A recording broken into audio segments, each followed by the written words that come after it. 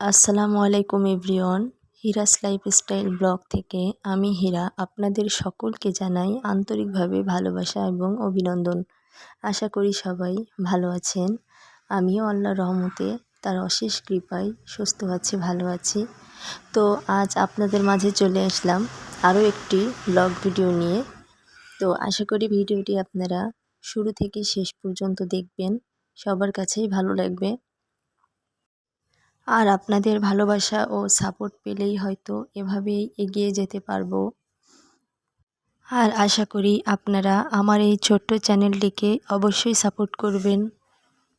আর আমার এই চ্যানেলে আমার প্রতিদিনের কিছু কিছু কাজের অংশ আপনাদের সঙ্গে শেয়ার করব।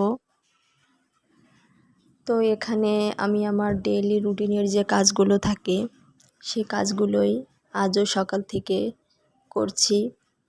এখানে আমি আমার মেয়ের কাপড়গুলা খুব সুন্দর করে গুছিয়ে রাখার চেষ্টা করছি। ও ছোট মানুষ, অতটাও বোঝে না। ওর যে কাপড়টা লাগে সেটা ও নিয়ে বাকিগুলা এলোমেলোভাবেই রেখে দেয়। তো আমাকে এগুলো প্রায় প্রতিদিনই গোছাতে হয়। এদিকে বৃষ্টির জন্য তো কাপড় শুকাতেই পারছি না। একটানা 2-3 দিন ধরে বৃষ্টি হচ্ছে, একটা কাপড়ও শুকাতে পারছি না। এখানে লন্ড্রি বাস্কেটে আমার কাপড় তো লোডই হয়ে গিয়েছে, তো কি করব, কিছু করার নাই।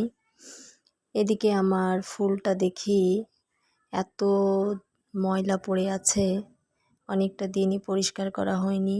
তো আজকে চোখে পড়লো, তো ভাবলাম ফুলটা পরিষ্কার করে ফেলি।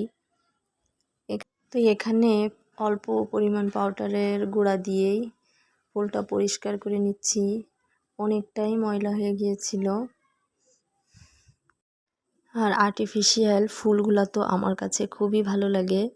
আর আমার মতো কে কে আর্টিফিশিয়াল ফুলগুলা পছন্দ করেন, ঘর সাজাতেও পছন্দ করেন, অবশ্যই কমেন্ট করে আমাকে জানাবেন। নিয়ে আসলাম, খুবই সুন্দর, খাটের সাইডে রেখে দিয়েছি। তো এদিকে আমি আবার চলে আসলাম দুপুরের রান্নার প্রস্তুতি নিতে। আজকে আমাদের বাড়িওয়ালা নারকেলের তরকারি খেতে চেয়েছে। আমার কাছে তো মোটেই পছন্দের না, জিনিসটা খুবই খারাপ লাগে।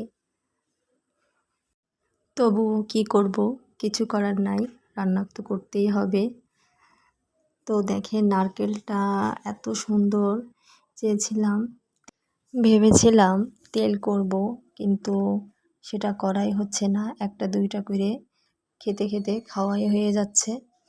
তো এদিকে আবার আমার বাড়িওয়ালা আম নিয়ে আসলো। আর আমের সিজন তো প্রায় শেষের পথেই। আমগুলা অনেকটাই বড় বড় ছিল, আমার হাতের থেকেও যেন এক একটা আম বড়। জানি না খেতে কেমন হবে, অতটাও মনে হয়তো সুস্বাদু হবে না। আর সিজনের শেষের আমগুলা কেমন জানি একটা লাগে।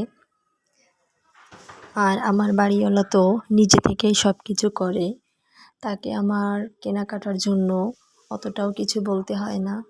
তার মন থেকেই সে যেটাই ভালো লাগে সে সেটাই নিয়ে আসে। যাক, আলহামদুলিল্লাহ। আর এটা হয়তো আমার সৌভাগ্য। এদিকে চলে আসলাম আবার দুপুরের রান্নাটা করতে। আর নারকেলের দুধ দিয়েই আজকে আমরা তরকারিটা রান্না করব, মিষ্টি করেই। অবশ্য এই তরকারিটা খেতে খুবই ভালো লাগে, কিন্তু নারকেলের দুধটা সবার শরীরে হয়তো সয় না। আমারও একই অবস্থা, আমার তো এটা সহ্যই হয় না, শরীরে মোটে নিতেই পারি না। কিন্তু তরকারিটা খুবই সুস্বাদু হয়। আর এখনও পর্যন্ত যারা আমার চ্যানেলটিকে লাইক দেননি, সাবস্ক্রাইব করেননি, তারা অবশ্যই আমার চ্যানেলটিতে একটি লাইক দিবেন এবং আমার চ্যানেলটি সাবস্ক্রাইব করে রাখবেন, যাতে করে আমি ভিডিও দেওয়ার সঙ্গেই আপনার ফোনে নোটিফিকেশন চলে যাবে আর আপনি সেখান থেকে আমার ভিডিওটি দেখতে পাবেন। তো এদিকে আমার দুপুরে রান্না কমপ্লিট, খাওয়া দাওয়ার পালা চলে আসছে। তো এই আমার তরকারির ফাইনাল লুক। তরকারিটা নাকি খুবই ভালো হয়েছে। আর আমার ভিডিওতে যদি কোনো ভুল ত্রুটি হয়ে থাকে অবশ্যই ক্ষমার দৃষ্টিতে দেখবেন। আর আমার এই চ্যানেলটি নতুন, ভুল তো হতেই পারে। ভিডিওটি কেমন লাগলো অবশ্যই আপনারা আমাকে কমেন্ট করে জানাবেন।